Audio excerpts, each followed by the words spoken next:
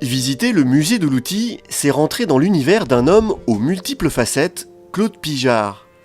Après avoir été carrossier, Claude revient à ses premiers amours, le travail du fer. Il ouvre sa forge et se met à collectionner les outils agricoles pour en comprendre les techniques de fabrication. Au fur et à mesure, la collection s'étoffe avec l'envie de partager ses deux passions. En 1977, il ouvre avec sa femme son musée de l'outil. Claude Pijard, c'est un collectionneur, mais avant d'être un collectionneur, c'est un forgeron. Et nous sommes dans sa forge, dans laquelle il a œuvré toute sa vie pour forger toutes sortes d'outils, toutes sortes d'objets en fer.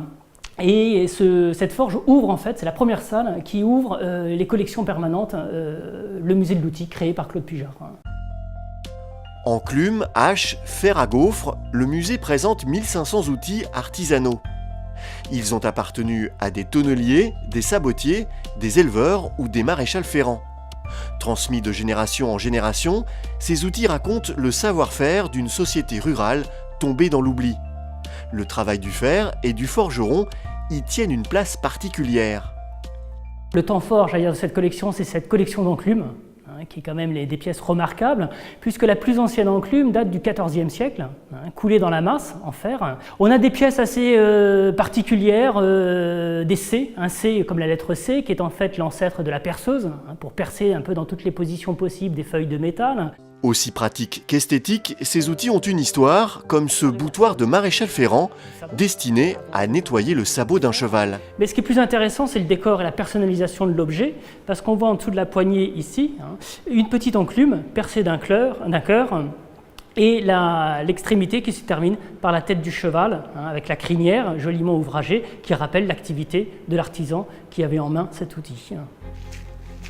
Le musée de l'outil n'est pas qu'une collection d'objets, c'est aussi un jardin.